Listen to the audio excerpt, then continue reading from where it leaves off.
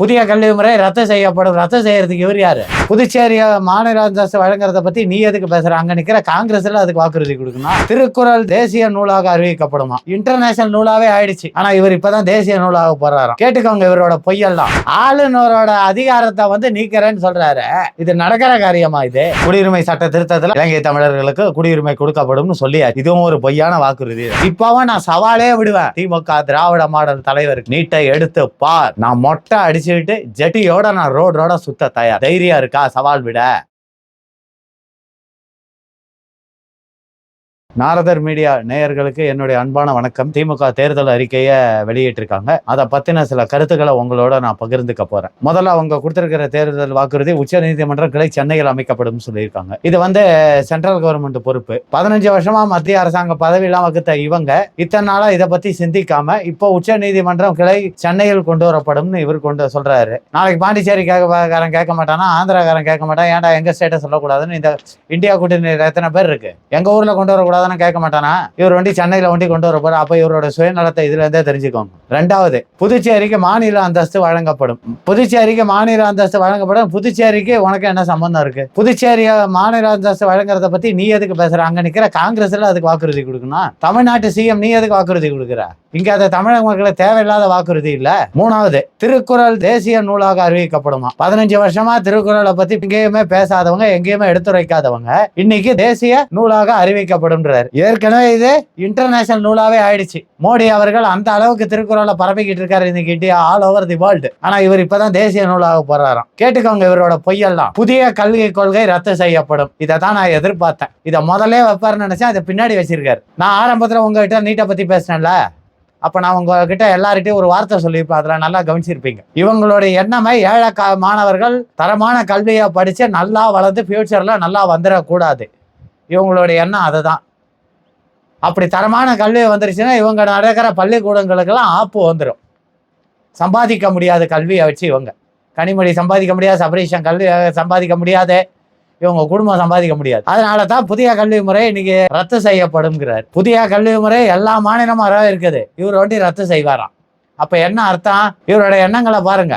புதிய கல்வி முறை ரத்து செய்யப்படும். ரத்து செய்யறதுக்கு இவர் யாரு? மாநில அரசாங்கம் ஒரு உத்தரவு போட்டால் அதை மற்ற மாநிலம் எல்லாமே ஏத்துக்கும் போது நீ ஒண்டி அதை தடை பண்றன்னா உன் மேல வழக்கு தொடருவாங்க. தொடர்ந்தா நாரா போயிடுவேன். நிச்சயமா இதுவும் நீட்டு மாதிரி நடக்காத காரியம். இத சொல்லி உங்களை ஏமாத்துறாரு. கேட்டா அதுக்கு என்ன சொல்லுவார்? நாங்கள் புதிய கல்வி முறையை எதிர்க்கவில்லை, அதில் இருக்கிற இந்தியை எதிர்க்கிறோம். ஏன் உன் மருமகன் ஸ்கூல்ல ஹிந்தி இருக்க, உன் தங்கச்சி ஸ்கூல்ல ஹிந்தி இருக்க, அதெல்லாம் இடம் அங்க போய் காட்ட மாட்டாரு. ஏன்னா சம்பாதிக்கணும்ல. ஆனா புதிய கல்வி முறையிலேயே நவோதயா பள்ளிக்கூட திட்டத்திலே ஹிந்தி இருந்தா தான் இவங்களுக்கு கவலை. அதை தான் கொண்டு வர விட மாட்டாங்க. ஏன்னா இப்போ கூட சமீபத்தில் பேசினார், நல்லா பார்த்துருப்பீங்க. நாங்கள் எதை தடுத்தோம்? ஆரம்பத்திலேருந்தே இந்தியை திணிக்காதேன்னு சொல்லி பல மாணவர்களோட வாழ்க்கை எதிர்காலத்தில் விளையாடி நவோதயா பள்ளிக்கூட திட்டத்தை தமிழ்நாட்டில் கொண்டு வர விடாமல் செஞ்சு அதை இன்னி வரைக்கும் நிறைவேற்றாம பல மாணவர்களோ ஏழை மாணவர்களோட வாழ்க்கையே கேள்விக்குறியாக்கிட்டீங்களே. இது போறாதா? இதை விட வேணுமா? இன்னும் இவ்வளோ செஞ்சு இன்னும் வெறி அடங்கலை. புதிய கல்வி முறையை தடுக்க போறாராம். அது நிச்சயமா நடக்காத காரியம். நீட்டு மாதிரி தான் இவர் சும்மா வாய் உதார் தான் விடலாம், வேற ஒன்றும் செய்ய முடியாது. அதே மாதிரி குடியுரிமை திருத்த சட்டம் ரத்து செய்யப்படும். அது ஏற்கனவே சிஏஏ நிறைவேற்றியாச்சு. நான் அதை பத்தி கூட பேசியிருப்பேன். நீங்களாம் நேயர்கள் பார்த்துருப்பீங்க. இது அவர் இங்க வந்து தடுத்து நிறுத்தவும் முடியாது, எதுவும் பண்ண முடியாது. மத்திய அரசாங்கம் அது சிஏஏ நாட்டோட பாதுகாப்புக்கு சம்பந்தப்பட்டது. இதை நிறைவேற்றி ஆகணும்னா மாநில அரசாங்கம் அதை கேட்டுதான் ஆகணும். நீங்க அதுக்காக தனியா சட்டம் ஏற்றலாம் ஒன்றும் நடக்காது. சுப்ரீம் கோர்ட்டு நேராக போயிடுச்சிருவோம் உனக்கு. இதுவும் நிச்சயமா நடக்காத காரியம். அதே மாதிரி இந்திய அளவில் சாதி வரி கணக்கெடுப்பு நடத்தப்படும். நல்லா பார்த்துக்காங்க. மோடியை வந்து மதத்தை வச்சு அரசியல் பண்றாரு, ராமரை வச்சு அரசியல் பண்றாருன்னு சொல்லிட்டு இவனுங்க மொத்த யோக்கியமா ஜாதியை வச்சு அரசியல் பண்ணிக்கிட்டு இருக்காங்க. அதாவது நான் தமிழ்நாட்டில் நாங்க ஜாதியை வச்சு அரசியல் பண்றது போறாது, இந்தியாவில் எல்லா இடத்துலையும் ஜாதியை வச்சு அரசியல் பண்ணுங்கடா, ஜாதி வரிகளை தூண்டி விடுங்க, ஜாதி சண்டைகளை கலப்பி விடுங்கன்னு சொல்லாம சொல்லி தர்றாரு. எப்படி இருக்கு பாருங்க. இவங்களோட எண்ணங்களை நீங்க இதுல இருந்தே பார்த்துக்கோங்க நல்லா தமிழக மக்கள். இதுக்கப்புறம் நான் பேசுவேன், விரிவா பேசுவேன் இதெல்லாம் பத்தி. அதே மாதிரி ஜிஎஸ்டி சட்டத்தில் திருத்தம் கொண்டு வரப்படுமா? என்ன கொண்டு வர போற ஜிஎஸ்டியில? அன்னைக்கு வந்து தனித்தனி டாக்ஸ், இன்னைக்கு total tax, that is GST, general sales tax. இதுல என்ன நீ திருத்தம் கொண்டு வர போற? ஏற்கனவே அவங்க தான் கொண்டு வந்துட்டாங்களே. அன்னைக்கு சாப்பிட்ற ஒருத்தன் கூட கேட்டான், சாப்பிட்ற ஹோட்டலில் வரியா சார் அப்படின்னா. அது தனியாக கட்டும்போது எவ்வளோ வரி போட்டாங்கன்னு தெரியுமாடா ஹோட்டலில் நீ சாப்பிட்றதுக்கு 18 ரூபா. ஆனால் இப்போ வரி எவ்வளோ தெரியுமா? வெறும் 7 ரூபா தான். ஜிஎஸ்டி ஆனதுக்கப்புறம், டோட்டல் டேக்ஸ் ஆனதுக்கப்புறம் ஹோட்டலில் சாப்பிட்றதுக்கு வரியே 7 ரூபா தான். இப்போ இதில் திருத்தம் கொண்டு வர போகிறாராம். பணக்கார வர்க்கத்தினர், அதாவது வந்து பெரிய பெரிய பிஸ்னஸ் மேனு டேக்ஸு கட்டாமல் எப்படி ஏமாத்தணுமோ அதுக்கு என்ன வழிவகைகளோ அதுக்கு நான் உத்தரவாதம் தரேன், அதை நான் செஞ்சு தரேன்ட்டு இருக்கப்பட்டவங்களுக்கு இவர் ஆதரவாக சொல்கிறாரு இந்த கருத்தை. இதனால் ஏழை பாளையங்களுக்கு எந்த வித பிரயோஜனமும் கிடையாது. நான் என்ன சொல்ல வரேன், ஜிஎஸ்டியில் மாற்றம் கொண்டு வரும்னு சொல்கிறேன். நீ வருஷம் பாவம் அந்த பிராந்தியில் 10 ரூபா 20 ரூபா ஏற்றுறத முதல்ல நிறுத்துங்க. முடியுமா? கேட்டால் எதுக்கு சொல்கிறது, என்ன சொல்லுவார் தெரியுமா? கவர்மெண்ட்டுக்கு தான் வருமானம் வரும். கவர்மெண்ட்டுக்கு வருமானம் இல்லை, ஜெகத் ரட்சன் கம்பெனிக்கு வருமானம், கனிமொழி கம்பெனிக்கு வருமானம், ஸ்டாலின் கம்பெனிக்கு வருமானம், டிஆர் பாலு கம்பெனிக்கு வருமானம். அவங்க குடும்ப கம்பெனிக்கு தான் வருமானம். ஏன்னா முக்கால்வாசி பிராந்தி கம்பெனிகளே இவங்க கையில் தான் இருக்குது. அதனால் ஜிஎஸ்டியில் திருத்தம் கொண்டு வரப்படுமா? நடக்கிற காரியத்தை எதையாவது சொல்லியிருக்காரா பார்த்தீங்களா? கிடையாது. அடுத்தது இன்னொன்று பார்த்தீங்கன்னா, ஆளுநர்களுக்கு அதிக அதிகாரம் வழங்கும் சட்டப்பிரிவு நீக்கப்படுமா? ஷாபாஷ். ஆளுநரை இவங்க வீட்டு வேலைக்காரனா நினைச்சாரு போல இருக்கு. வேலைக்காரனா வச்சுக்கணுன்றது தான் இவருடைய நோக்கம் போல இருக்கு. இவங்க என்ன எழுதி கொடுத்தாலும் அதை அப்படியே படிக்கணும், நாங்கள் என்ன செஞ்சாலும் அதை அப்படியே படிச்சாகணும், அதுதான் உனக்கு வேலை. ஆளுநரோட அதிகாரத்தை வந்து நீக்கிறேன்னு சொல்றாரு. இது நடக்கிற காரியமா? இது யோசிச்சு பாருங்க. அதிகாரம் வழங்கும் சட்டப்பிரிவை நீக்கப்படுமா? அதுல முதல்ல யாருக்கு எழுத்து போடுவீங்க? சட்டப்பிரிவை நீக்கிறதுனா அவ்வளோ ஒன்றும் சாதாரணமான விஷயம் கிடையாது. அதுக்கு டோட்டல் இந்தியாவில் இருக்கிற அத்தனை பொலிட்டீஷியன்ஸும் கையெழுத்து போட்டு சுப்ரீம் கோர்ட்டில் ப்ரொடியூஸ் பண்ணி அது சட்டம் நிறைவேற்றப்படணும். உன் இந்தியா கூட்டணியில் இருக்கிற தலைவர்கள் ஒண்டி கையெழுத்து போட்டால் அது நடந்துடாது. இது நடக்காத காரியம். ஆனால் இதுலேருந்து அப்போ என்ன அர்த்தம்? நாங்கள் மாநிலத்தில் எவ்வளோ வேணாலும் கொள்ளையடிப்போம், என்ன அநியாயம் வேணாலும் பண்ணுவோம், அதை ஒரு ஸ்ட்ரைட் ஃபார்வர்டு ஆளுநர் ரவி மாதிரி ஆள் தட்டி கேட்கக்கூடாது. நாங்கள் எதை எழுதி கொடுத்தாலும் அதை அப்படியே படிக்கணும், அதாவது எங்கள் வீட்டு வேலைக்காரன் மாதிரி இருக்கணும் ஆளுநர் அப்படின்ட்டு சொல்லாமல் சொல்கிறாரு இந்த வார்த்தை மூலமாக. இதை புரிஞ்சுக்கோங்க. நீங்கள் ஏதோ ஆளுநர் இப்போ ஸ்ட்ரிக்டாக இருக்கிறதுனால தான் இவங்களுடைய கோல்மால்லாம் கொஞ்சம் கொஞ்சமாக வெளியில் வருது. அதை முதல்ல தெரிஞ்சுக்கோங்க. அடுத்தது பார்த்தீங்கன்னா, இளைஞர் தமிழர்களுக்கு இந்திய குடியுரிமை வழங்கப்படும். ஷாபாஷ். காங்கிரஸ் பீரியட்ல 15 வருஷமா நல்லா, வாஜ்பாய் பீரியட், காங்கிரஸ் பீரியட்ல 11 வருஷம் நல்லா சொகுசு வாழ்க்கை அனுபவிச்சு இவங்க அப்பா கலைஞர் அவர்கள் பீச்சில் ஒரு போராட்டம்ன்ற மாதிரி ஒரு நாடகத்தை நடத்தி, 1/2 மணி நேரம் நாடகத்தை நடத்தி, அடுத்த 1 மணி நேரத்தில் அத்தனை ஈழ தமிழர்கள் அங்கே கொன்று குவிச்சாங்க. அப்போலாம் அந்த ஈழ தமிழர்கள் மேலே இவங்களுக்கு அக்கறை இல்லை.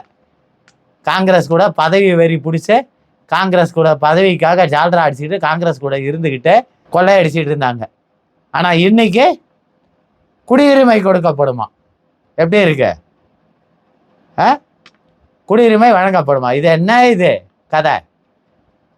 இவங்களுடைய டோட்டல் அறிக்கையை பார்த்தீங்கன்னா நாடகம் தான். வெத்து வேட்டு அறிக்கை. இந்த குடியுரிமை இத்தனை 11 வருஷமா நீ காங்கிரஸ்ல மினிஸ்டர் போஸ்ட்ல இருக்கும்போதே வாங்கி கொடுக்க வேண்டியதானே? இப்போ ஏன் இந்த வார்த்தையை சொல்ற?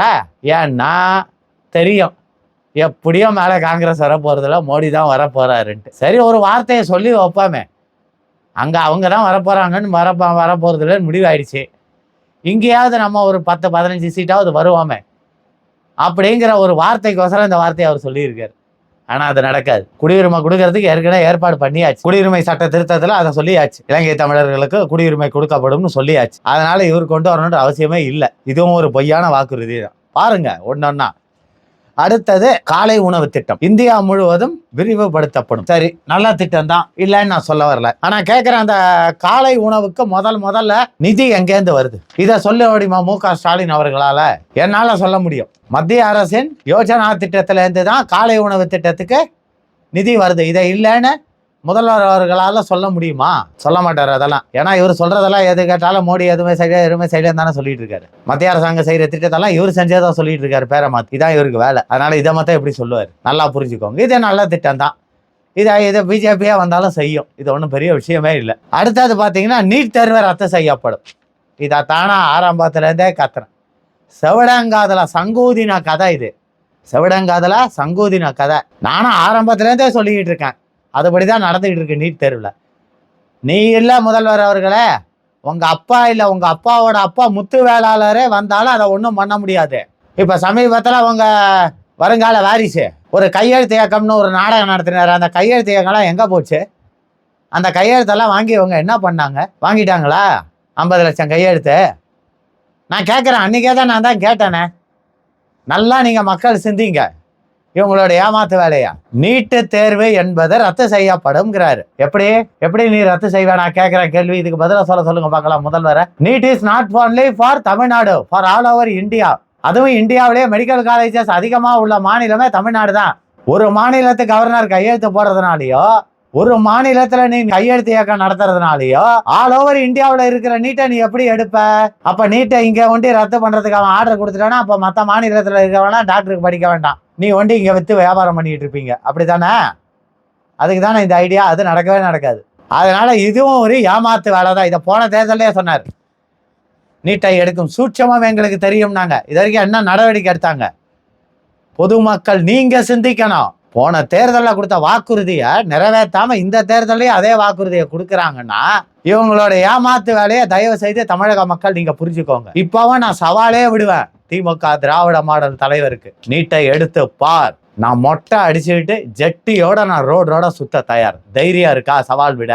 நான் சவால் விடுறேன். நீட்டை எடுக்க முடியாது. ஒரே ஒரு வழிதான் இருக்கு. அந்த வழி செஞ்சாலும் முடியாது உன்னால. ஆனா என்ன வழி நான் சொல்ல மாட்டேன். ஏன்னா மற்றவன் சொல்றத உடனே செஞ்சு தானே உங்களுக்கு பழக்கம். அதை நீங்களே யோசிங்க. எதுக்கு முதலமைச்சராக உட்காந்துருக்கீங்க? உங்க கூட சட்டத்துறை அமைச்சர்லாம் இருக்காங்க, அவங்களெல்லாம் வச்சு யோசிங்க என்ன செய்யலான்ட்டு. இதுக்கு அடுத்தபடியாக பார்த்தீங்கன்னா, பெட்ரோல் விலை 75 ரூபாயும், டீசல் விலை 65 ரூபாயும், சிலிண்டர் விலை 500 ரூபாயும் குறைக்கப்படுமா? எப்பா சாமி, உலக புழுகுலயே இதாயா பெரிய புழுகு. போன தேர்தல் வாக்குறுதியிலேயே கேஸுக்கு நாங்கள் வந்தால் 100 ரூபா கம்மி பண்ணி கொடுப்பேன்னாரு. அதையே இன்னும் நிறைவேற்றலை. இந்த தடவை ஆட்சிக்கு வந்தால் 500 ரூபா குறைச்சிருவாராம். எப்படி இருக்குது? எப்படி? நல்லா கேட்டுக்கோங்க. இதை ஓட்டு கேட்டு திமுக காரங்க வந்தாங்கன்னா இந்த தேர்தல் அறிக்கையை கையில் வச்சுக்கிட்டு பெண்கள் முதல்ல இந்த கேள்வியை கேளுங்க. ஏன்யா போன தேர்தலில் 100 ரூபா கேஸுக்கு குறைப்பேன்னு சொன்னீங்க, அதை செய்யலை. இந்த தேர்தலில் 500 ரூபா குறைப்பேன்றீங்க. இப்போ அடுத்த சட்டமன்ற தேர்தல் வரும்போது இலவச கேஸ் கொடுப்பேன்னு சொல்லுவீங்களா அப்படின்னு கேளுங்க. அப்போ என்ன சொல்கிறாங்கன்னு பாருங்க. இதுக்கு என்ன சொல்லுவாங்க தெரியுமா? மத்திய அரசாங்கம் குறைச்சி கொடுத்தாதான் நாங்கள் கொடுக்க முடியணுவோம். எப்படி? இல்லாத நாடகம்லாம் ஆடுவாங்க. அதனால தமிழக மக்களே, இந்த தேர்தல் வாக்குறுதி, இவங்க கொடுக்கிற இந்த தேர்தல் வாக்குறுதிகள் பொய்யானது மொத்தம் இல்லை, பித்தலாட்டானது மொத்தம் இல்லை. எந்த வாக்குறுதி நிறைவேற்றவும் முடியாது, கயட்டவும் முடியாது இவங்களால. ஏன்னா இதுல பல வாக்குறுதிகள் மத்திய அரசாங்கம் சம்பந்தப்பட்டது. வரப்போறது மீண்டும் பிஜேபி, மோடி ஐயா தான் மீண்டும் பாரதத்தின் பிரதமர். அதை வேர்ல்டு லெவல்லயே முடிவு பண்ணிட்டான். அதனால அங்க காங்கிரஸ் வேலையே கிடையாது, நான் அடிச்சு சொல்லுவேன். அதனால இவரோட வாக்குறுதி எல்லாமே வெத்து வெட்டு. எதுக்காக கொடுத்திருக்காரு தெரியுமா? இங்க தமிழ்நாட்டுல இப்ப எல்லாமே காரி துப்ப ஆரம்பிச்சிட்டாங்க.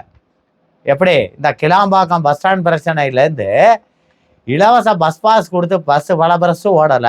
இவங்க கொடுத்த தேர்தல் வாக்குறுதிகளெல்லாம் எதுவுமே நிறைவேற்றல. அரசாங்க ஊழியர்லேருந்து போக்குவரத்து துறை ஊழியர்லேருந்து எல்லாருமே கடுப்புல இருக்காங்க. அதை மாத்துறதுக்காக இப்பேற்பட்ட அறிக்கைகளை இவங்க வெளியிடுறாங்க. ஆனா இவங்களுக்கே நல்லா தெரியும். நிதிஷ்குமார் துண்டகானந்தனோட ஓடியாண்டார் பிஜேபி பக்கம், தெரியும் அவருக்கு. அதான் கேட்டாரு, செருப்பால் அடிச்ச மாதிரி டிஆர் பாலுவையும் இவரையும் முதல்வரையும் கேட்டாரு. என்ன கேட்டாரு? இந்தியா கத்துக்கிட்டு டெல்லி பக்கம் வாங்க அப்படின்னு. 2 பேரும் திருப்பி ஓடியாண்டாங்க ஒண்ணுமே பேசாம. இவங்களுக்கு எவ்வளவுதான் சொன்னாலும் புத்தி வராது. அதனால நான் என்ன சொல்றேன், இவங்களுடைய இந்த தேர்தல் வாக்குறுதிகள் பொய்யானது. இதுல பாதி மத்திய அரசாங்கம் செய்ய வேண்டியது. மத்திய அரசாங்கத்தால தான் அது முடியும். ஆனா இவங்க செஞ்சு காட்டுவேன்றாங்க. எப்படி செய்வாங்க? அதாவது காங்கிரஸ் ஆட்சிக்கு இவங்க போய் மத்திய அமைச்சரா இவங்க ஆளுங்களுக்கு பதவி வாங்கி, உங்க குடும்பத்தாருக்கு பதவி வாங்கி, கனிமொழி, டிஆர் பாலு, முரசொலி மாறன் இவங்கெல்லாம் சேர்ந்துக்கிட்டு இதெல்லாம் நிறைவேற்றுவாங்களாம். அவங்களுக்கு கொள்ளையடிக்கிறதுக்கே சம்பாதிக்கிறதுக்கே நேரம் பத்தாது. இதெல்லாம் அவங்க எங்கே கவனிக்க போகிறாங்க? அதனால் தயவு செய்து மக்களே, இந்த தேர்தல் அறிக்கையை நம்பி இந்த தமிழ்நாட்டு மக்கள் தயவு செய்து ஏமாந்துடாதீங்க. இது ஏமாத்து வேலை. நீட்டில் நான் சொன்னது நடந்துகிட்டு இருக்கா இல்லையா? அந்த போன தேர்தலே நீட்டை எடுக்க சூட்சமா என்ன தெரியும்னு, என்ன சூட்சமுன்னு ஓட்டு போட வரும்போது கேளுங்க. ஓட்டு கேட்டு வருவாங்களா, அப்போ கேளுங்க, உங்க தலைவர் சொன்னாரு சூட்சமம் தெரியும்ட்டு. இது வரைக்கும் என்ன சூட்சமம் பண்ணியிருக்காரு? இப்போ மறுபடியும் நீட்டை நாங்கள் எடுக்கப்படும்ன்றாரு. எப்படி எடுப்பாருன்னு அவரை கேளுங்க. முதல்ல கேட்டுட்டு பதில் சொல்லுங்க. அதுக்கப்புறம் நாங்கள் ஓட்டு போடுறோன்னு கேளுங்க. துண்டகானம் துணியகானம்னு ஓட்டுருவான் திமுக காரன் பூரா. புரியுறதுங்களா? அதனால அன்னைக்கு நான் சொன்னதுதான் இன்னைக்கும் சொல்றேன். இவங்களால எந்த தேர்தல் வாக்குறுதியும், இந்த நீட்டு தேர்வு, கேஸ் விலை குறைப்பு, இதெல்லாம் பொய்யான வாக்குறுதி, செய்ய மாட்டாங்க. இதே நீங்க இந்த வாக்குறுதிகள் பிஜேபி வந்தா செய்ய மாட்டு ஒரு வாக்குறுதியை நீங்க கொடுங்க, முடியும்னு சொல்லி பிஜேபி செஞ்சு காட்டுதா இல்லையான்றத நீங்க அப்புறம் பாருங்க. அண்ணாமலைஜி கிட்ட கேளுங்க. அண்ணாமலைஜி அவர்களே, திமுக கொடுத்த தேர்தல் வாக்குறுதிகளை நீங்கள் நிறைவேற்ற தயாரான்னு கேளுங்க. அவர் செஞ்சு கொடுக்குறாரா இல்லையான்னு பாக்குறீங்களா? நான் சவால் விடுறேன். அதனால இந்த நீட்டு, கேஸு இதையெல்லாம் வச்சு இங்க தமிழ்நாட்டு ஓட்டை வாங்கறதுக்கோசரம் இப்பேற்பட்ட வாக்குறுதியை அவங்க கொடுத்துட்டு இருக்காங்க. ஏன்னா தெரியும், பாதி வாக்குறுதி மத்திய அரசாங்கம் நிறைவேற்ற வேண்டியது. மத்திய அரசாங்கத்தில் எப்படி காங்கிரஸ் வராதுன்னு உங்களுக்கு நல்லாவே தெரியும்.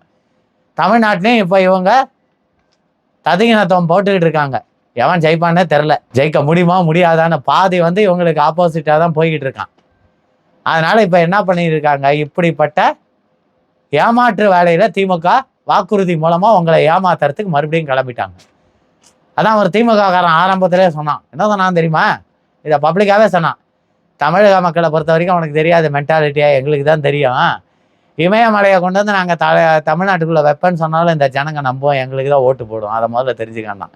அவ்வளோ கேவலமாக நம்மளை நினச்சிருக்காங்க. முதல்ல மாறுங்க. இந்த மாதிரி வாக்குறுதிகளை முதல்ல வாங்காதீங்க. முதல்ல அவங்க கொடுக்குற இலவசத்துக்கு இப்போயே பார்சல்லாம் கொடுக்க ஆரம்பிச்சிட்டானுங்களாம்.